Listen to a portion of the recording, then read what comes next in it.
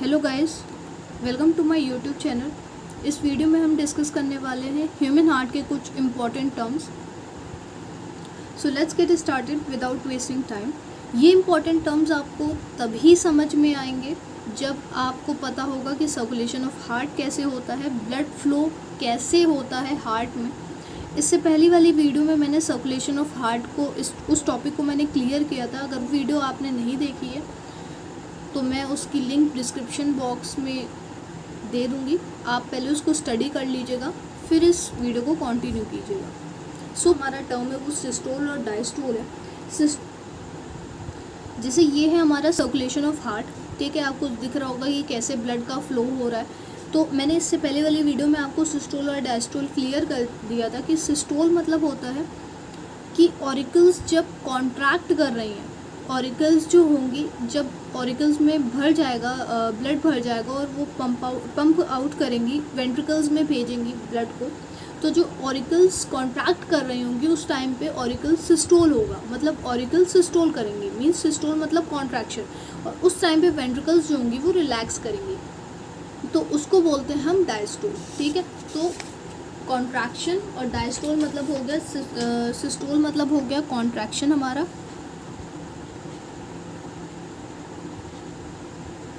Contraction, और diastole हो गया हमारा रिलैक्सेशन, ठीक है। इतना समझ में आया। नेक्स्ट टर्म है हमारा कार्डिक साइकिल। कार्डिक साइकिल्स में कुछ इवेंट्स हैं। कार्डिक साइकिल को हम ये कह सकते हैं वो प्रोसेस, वो साइकिल जब एक पूरी हार्ट बीट कंप्लीट हो जाती है उसको हम बोलते हैं कार्डिक साइकिल। तो कार्डिक साइकिल में क्या क्या इवेंट्स हैं? 5 इवेंट्स होते हैं। एक जॉइंट डायस्टोल, एक auricular systole, auricular diastole, ventricular systole और ventricular diastole. Joint diastole resting होता है, ये रेस्टिंग फेस कह सकते हैं हम इसको। रेस्टिंग फेस इसलिए बोलते हैं क्योंकि यहाँ पर ये जो जॉइंट डायस्टोल है वहाँ पर क्या होता है कि ऑरिकल्स में सुपीरियर वेना केवा और इंफीरियर वेना केवा से ब्लड आता है, ब्लड क्या होता है भरता है ऑरिकल्स में। उस टाइम पे वो जो प्रोसेस है उस टाइम पे उसको बोलते हैं हम जॉइंट डायस्टोल। और वो कितने सेकंड का होता है? ये तुम्हारा 0.4 सेकंड का ही जॉइंट डायस्टोल होता है। फिर ऑरिकुलर सिस्टोल्स हमारा हो गया, जब ऑरिकुलर कॉन्ट्रैक्ट करेंगे, ऑरिकल्स कॉन्ट्रैक्ट करेंगे, उसको बोलेंगे हम ऑरिकुलर सिस्टोल।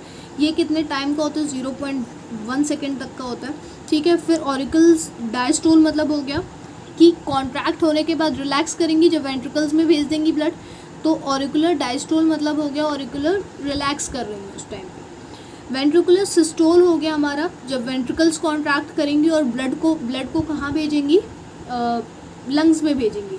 तो वेंट्रिकल्स कॉन्ट्रैक्ट कर रही हैं, वो कितने टाइम तक होती है? 0.3 सेकेंड के टाइम पर ही ये प्रोसेस होता है। फिर वेंट्रिकुलर डायस्टोल, डायस्टोल मतलब रिलैक्स करेंगी, भेज चुकी हैं वेंट्रिकल से ब्लड, ठीक है। तो इतना समझ में आया। नेक्स्ट आते हैं हार्ट बीट। हार्ट बीट क्या है? Rhythmic contraction and relaxation of auricles and ventricles, ठीक है। कॉन्ट्रैक्शन और रिलैक्सेशन होना ऑरिकल्स और वेंट्रिकल्स के बीच में, ठीक है, उसको बोलेंगे हम heart beat.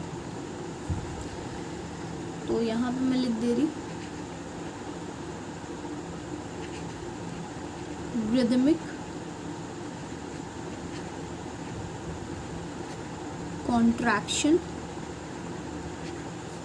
And relaxation of auricles and ventricles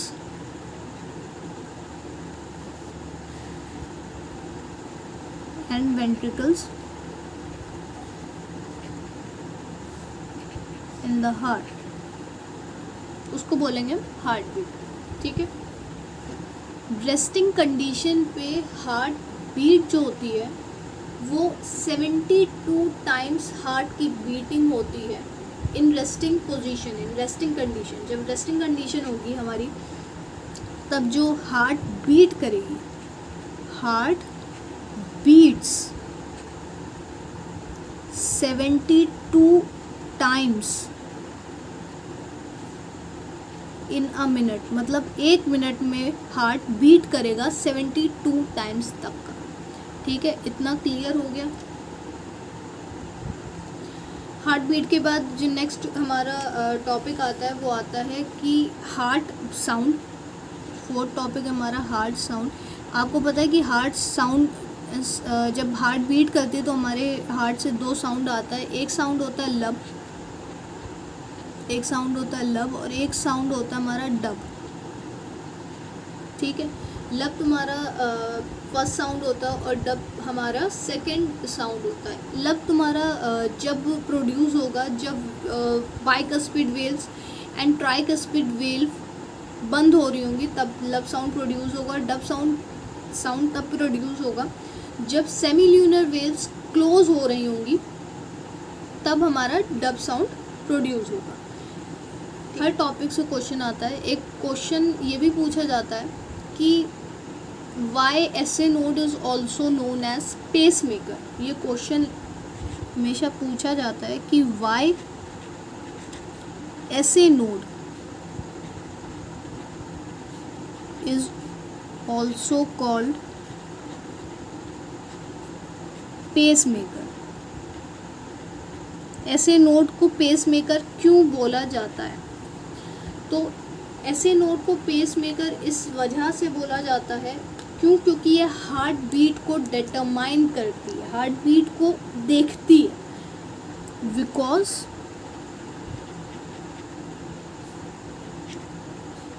it determine heart beat, इसीलिए ही इनको पेस मेकर बोला जाता है, because it determines heart beat. और बोल सकते हैं determine the rate of heart beat impulse. ठीक है, हार्ट बीट की इम्पल्स को डिटरमाइन करने का काम भी ये करती है ऐसे में। ठीक है, अब नेक्स्ट हमारा आता है डबल सर्कुलेशन। डबल सर्कुलेशन पूछा जाता है। जो नेक्स्ट हमारा टॉपिक है वो है डबल सर्कुलेशन। डबल सर्कुलेशन होता क्या है? डबल सर्कुलेशन दो पार्ट्स में या दो प्रोसेस में कंप्लीट होता है। एक प्रोसेस होता है हमारा पल्मोनरी सर्कुलेशन, एक होता है हमारा सिस्टमैटिक सर्कुलेशन। ठीक है, ये किस उसमें होता है? एक होता है हमारा पल्मोनरी सर्कुलेशन।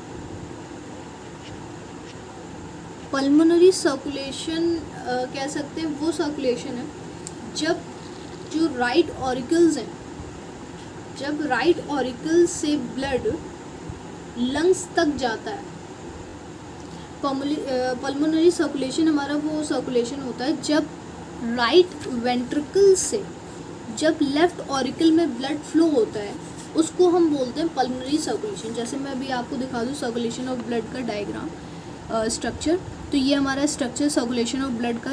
इसमें देखो ये राइट वेंट्रिकल है। ठीक है, राइट वेंट्रिकल से यहाँ से होते हुए जाएगा लेफ्ट ऑरिकल्स में। ठीक है, किसके थ्रू जाएगा? लंग्स के थ्रू जाएगा। इस पूरे सर्कुलेशन को बोलेंगे हम पल्मोनरी सर्कुलेशन। क्यों? Because of pulmonary artery. Pulmonary artery के थ्रू जा रहा है लेफ्ट ऑरिकल में, तो उसको बोलेंगे हम पल्मोनरी सर्कुलेशन। ठीक है, नेक्स्ट आता है हमारा जो दूसरा सर्कुलेशन होता है वो तो हमारा सिस्टमैटिक सर्कुलेशन।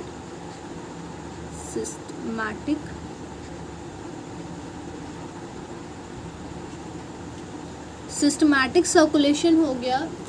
सिस्टमैटिक सर्कुलेशन जैसे लेफ्ट वेंट्रिकल से वापस राइट ऑरिकल में ब्लड मूव करना, ब्लड ट्रैवल करना। ठीक है, किसके थ्रू? बॉडी ऑर्गन्स के थ्रू। ठीक है, राइट वेंट्रिकल से वापस राइट ऑरिकल में ब्लड जा रहा है, किसके थ्रू? ब्लड बॉडी ऑर्गन्स के थ्रू, तो उसको बोलेंगे हम सिस्टमैटिक सर्कुलेशन। उसको क्या बोलेंगे हम? सिस्टमैटिक सर्कुलेशन बोलेंगे। तो पल्मोनरी सर्कुलेशन की मैं डेफिनेशन इधर लिख दे रही कि पल्मोनरी सर्कुलेशन क्या होता है? Course of blood from right ventricle to, right ventricle से कहाँ जा रहा है? लेफ्ट ऑरिकल्स में जा रहा है, किसके थ्रू जा रहा है? थ्रू लंग्स, उसको हम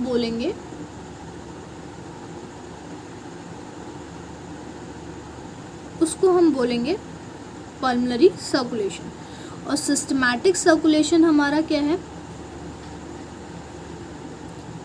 कोर्स ऑफ ब्लड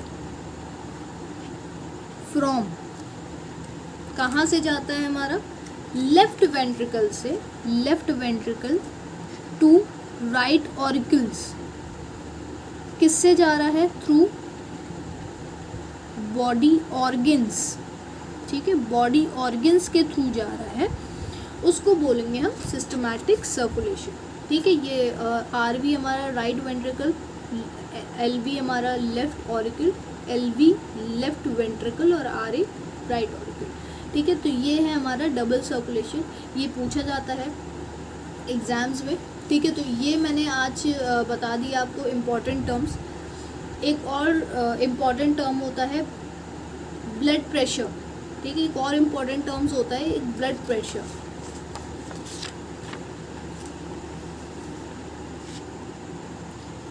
एक और टॉपिक है हमारा, एक और इम्पॉर्टेंट टर्म्स है हमारा ब्लड प्रेशर।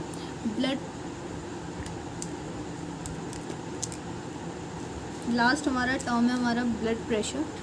ठीक है, उसको भी मैं यहाँ पे डिस्कस कर दे रही। ब्लड प्रेशर क्या होता है? Pressure exerted by flowing of blood on the walls of arteries. मतलब प्रेशर आर्टरीज पे लग रहा है जब ब्लड फ्लो हो रहा है, उसको बोलेंगे हम ब्लड प्रेशर। ठीक है, pressure exerted by flowing blood on the walls arteries. ठीक है, आर्टरीज में प्रेशर लगना उसको बोलेंगे हम प्रेशर, ब्लड प्रेशर। अच्छा, इसमें दो प्रेशर होते हैं, एक सिस्टोलिक प्रेशर होता है, एक डायस्टोलिक प्रेशर होता है। एक होता है हमारा सिस्टोलिक प्रेशर, ठीक, और एक होता है हमारा डायस्टोलिक प्रेशर। ठीक है, अच्छा, ये कितना प्रेशर होता है? सिस्टोलिक प्रेशर हमेशा 120 mm Hg होता है, और हमारा डायस्टोलिक प्रेशर 80 mm Hg होता है। ठीक है, तो ये क्वेश्चन पूछा जाता है एग्जाम्स में।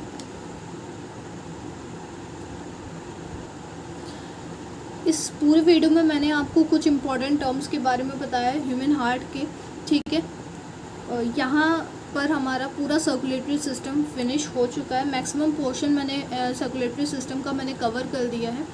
ऑल द पार्ट्स, आप सर्कुलेटरी सिस्टम में जाके हर एक पार्ट को स्टडी कर सकते हो।